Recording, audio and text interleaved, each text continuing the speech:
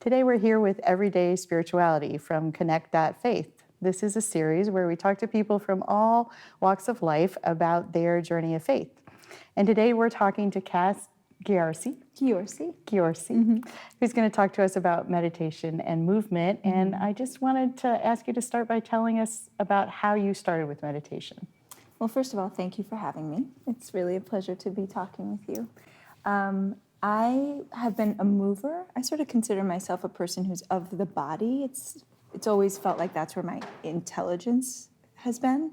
So as a young kid, as a girl, youngest of 4 kids, I spent a lot of time making up dances and listening to music and moving my body and being outside and kind of like really taking over the yard with all kinds of fantasy and daydream around that. I had come from a family of people who we like to move. We're movers. We love to walk. We love to be outside together. So it was very much a part of the culture of my family.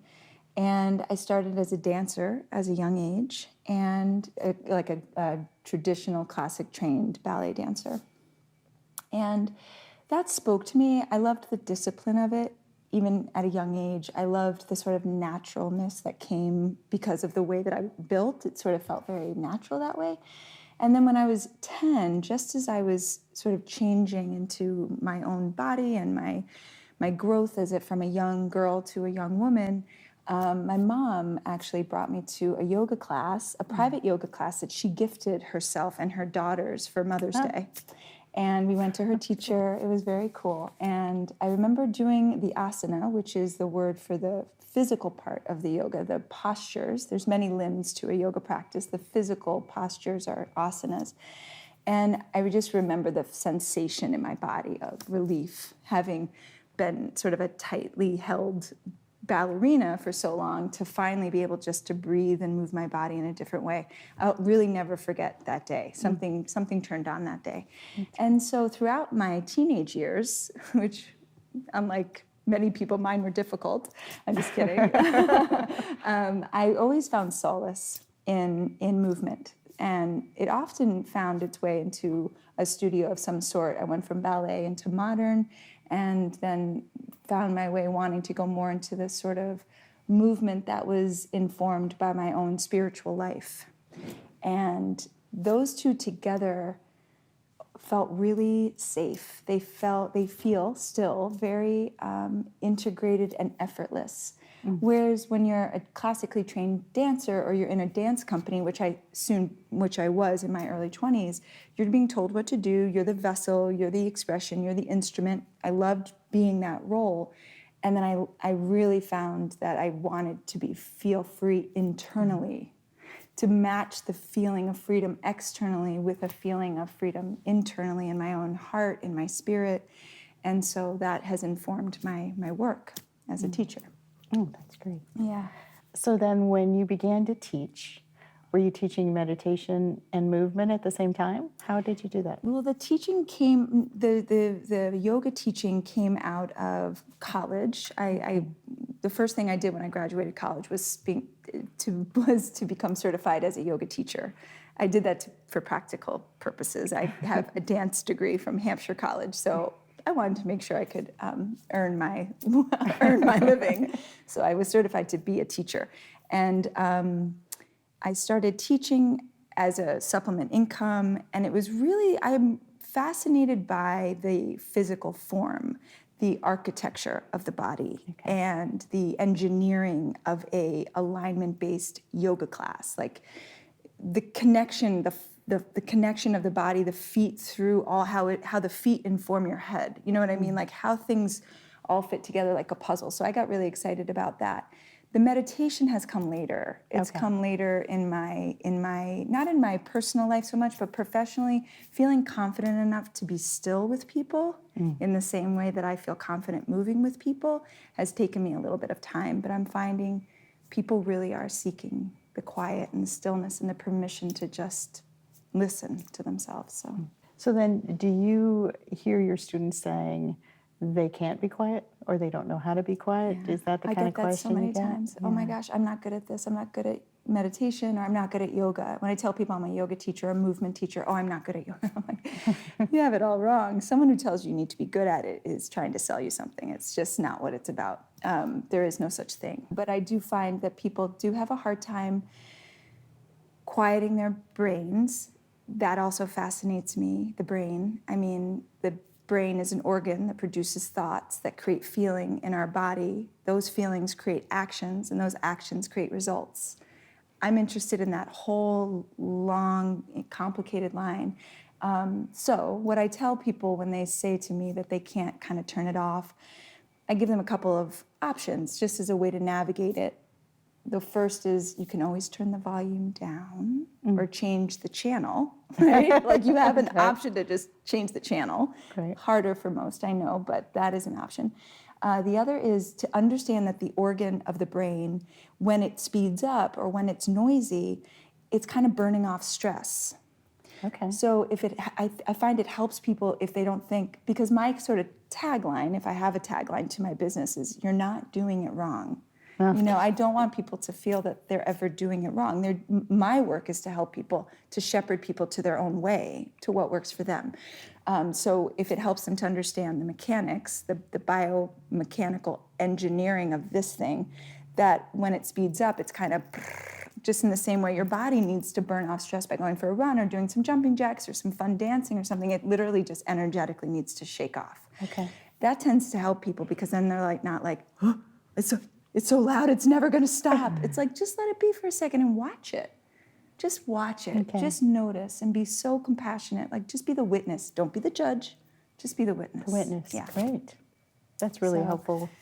Yeah, I think it helps people just to know they're not doing it wrong, but Right. that they need to do it. We do need to bear witness for ourselves, because outside of ourselves, no one else is really going to do that for us. Our relationship to our own spirit, certainly, or to God or to the divine or whatever one identifies with, that needs to be met every day, right?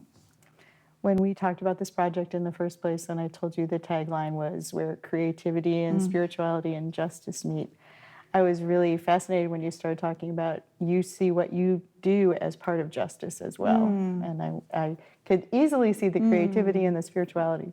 I'm curious about the justice piece.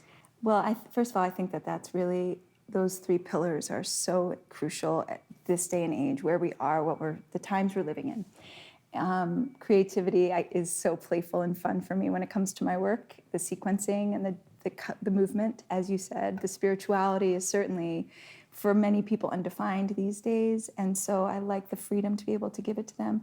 But the justice part is where it gets really good. It gets like, there's a grit to it. And here's what I think about that.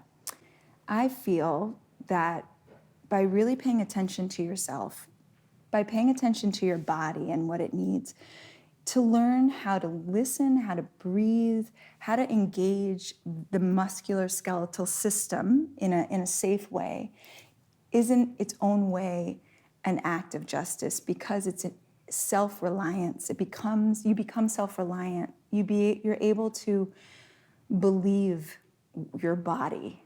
You're able to believe yourself. So I always am trying to link the work that's happening in the studio to everyday life, right? So taking the work of the core, I'm fascinated by the rib cage, for example, and what it does and what it's attached to, and how its work in the breath can support our backs, so that when you're going to empty out the trunk of your car or pick up your toddler and then pick up your groceries, and you don't throw out your back, right? So, or you at least know, oh, there's that very uncomfortable sensation in my back. I need to clearly slow down.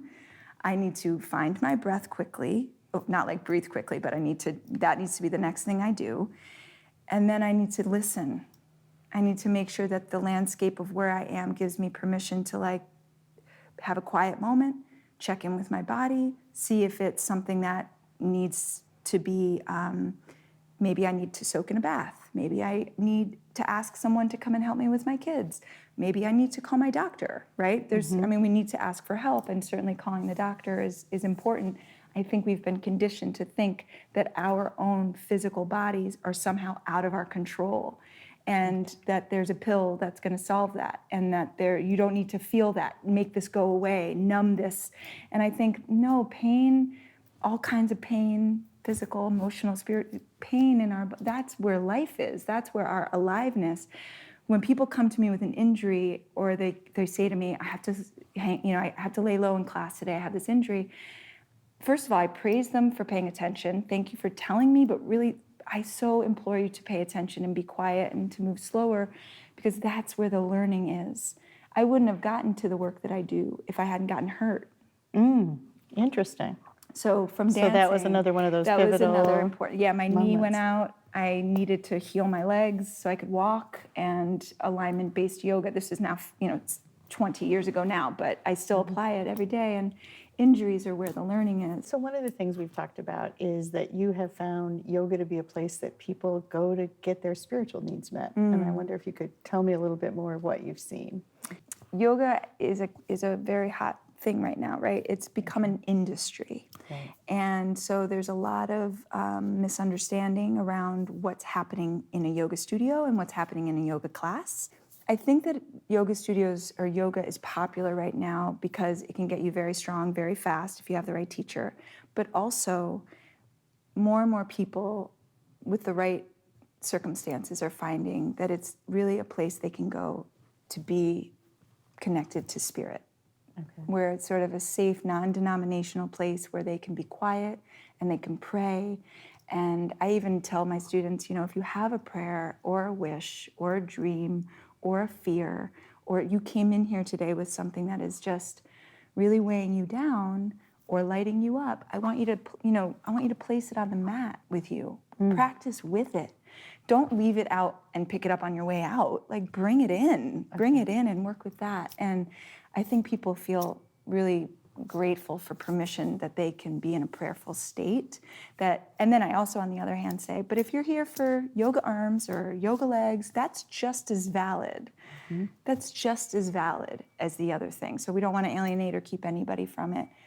So long as people are in touch with underneath all of that, all of this, in my opinion, is presence. Okay. Is being able to be in touch with your own presence. Physical bones, heart, spirit, something outside of bigger, greater than yourself, but the presence of where you are in this glorious moment. It's all we've got, right? That's great.